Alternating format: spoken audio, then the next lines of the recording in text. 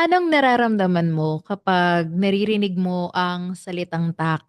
Ayan, so usually naiisip natin gastos, 'di ba? Kabigatan, sakit sa ulo, hanap na naman ng pondo.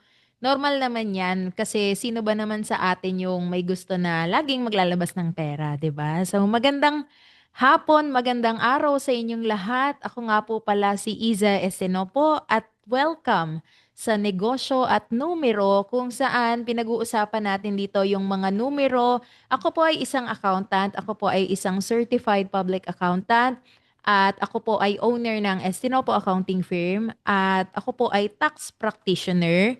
Kaya ginawa ko po itong podcast na ito para makatulong sa mga negosyanteng katulad mo when it comes to taxes and of course accounting.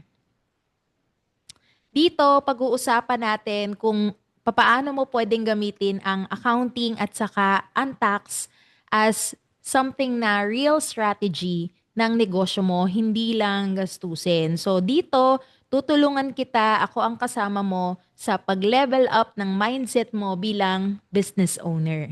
So ano nga ba ulit yung nararamdaman mo pag naririnig mo ang salitang tax? So, usually, sakit sa ulo, bayaran na naman, o kaya gastos na naman, o kaya hindi na naman napupunta sa tamang, 'di ba? Sa tamang purpose or kinukurakot na naman. Usually, ganyan yung mga naririnig ko na mga sentimiento ng mga business owners. And hindi po ako exempted doon kasi taxpayer din po ako. At ako talaga, kadalasan kapag bayaran na ng tax, ngarag din po ako, no? Pero dito sa episode natin na ito, gusto ko po na tulungan kayo na baguhin natin kung ano ba yung mindset na yun. Kasi alam nyo, there is something that we can unlock from any possibility. We can unlock something from these obligations natin bilang business owner para magamit natin as strategy para sa ating pinalalaking business.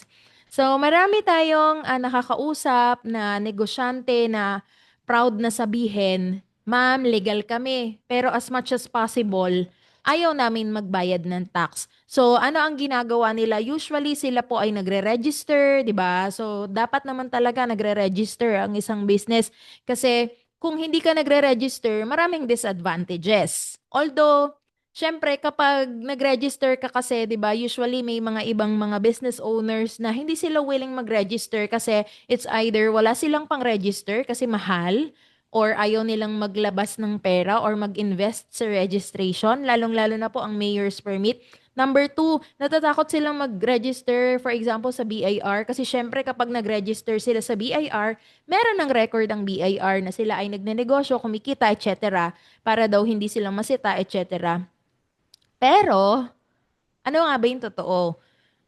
If we are not registered, 'di ba? Mas marami po yung disadvantages kesa sa mga advantages. So, alam po natin na advantages niyan, syempre, napakaganda po na sasabihin natin na hindi tayo mapapasara, 'di ba? Or yung trust ng mga customers natin ay nandoon kasi registered tayo, 'di ba?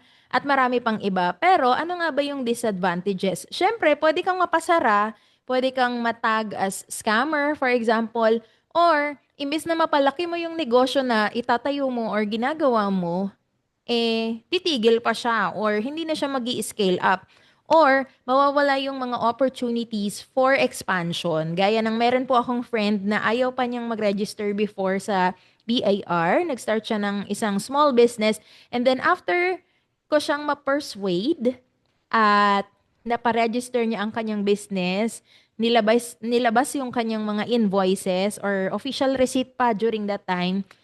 Sabi niya, "Salamat ate kasi pinilit mo ako na mag-register kasi after ng paglabas ng mga booklets niya ng official receipts during that time, meron pala siyang big time na client na talagang nagre-require na may mga ganong official receipts. Kasi kung wala siya nun, maghahanap ng ibang supplier yung kanyang client na nakuha. So, sayang, 'di ba? So, pero here's the thing. Tax avoidance, 'di ba? Tax avoidance, ginagawa natin 'yan para mapaliit yung ating babayaran. And there is another terminology such as tax optimization. So, ano yung sabihin ng optimization? Kasi 'di ba, for tax avoidance, we use the legal basis na legal ways on how to reduce our tax payments, no?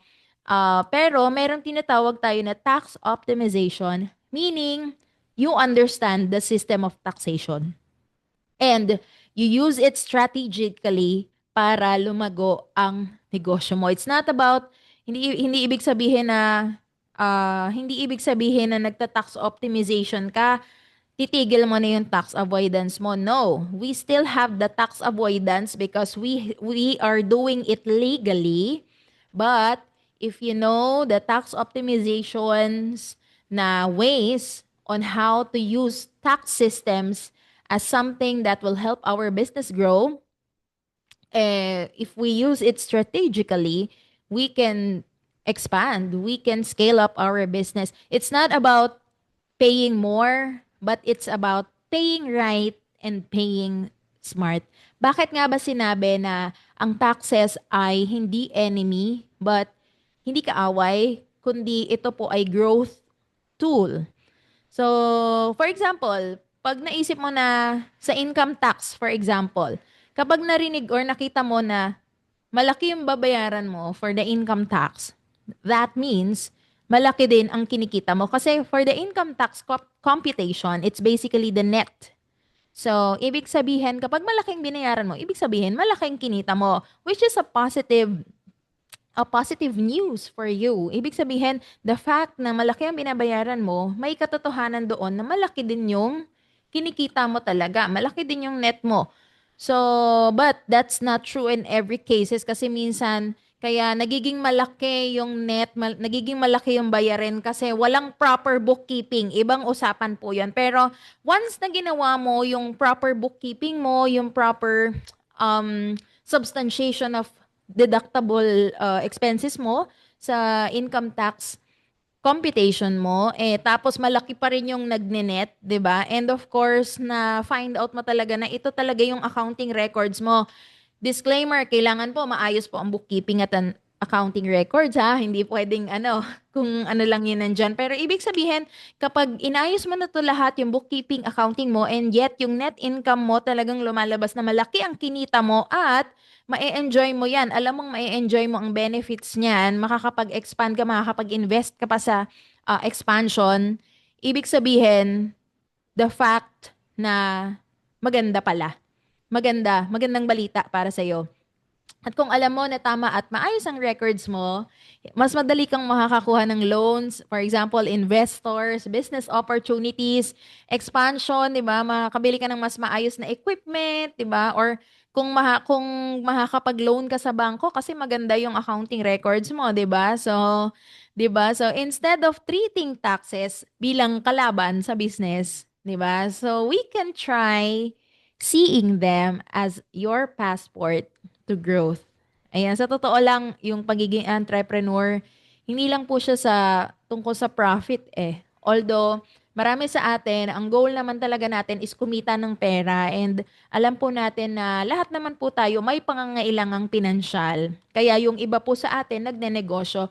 But yung mas malalim na dahilan po doon sa entrepreneurship, it's about stewardship or papaano mo hinahandle yung resources na meron ka or napo-provide sa iyo. So, ano man yung negosyo na meron ka, 'di ba? Yan ay pinagkatiwala sa iyo, yung empleyado mo, 'di ba? Yung clients, suppliers, pati government syempre kasama diyan. So, ang taxes ay isang paraan para mapakita na responsable kang mamamayan at responsable kang negosyante. So, when you practice financial stewardship, hindi ka lang nagbabayad ng tax.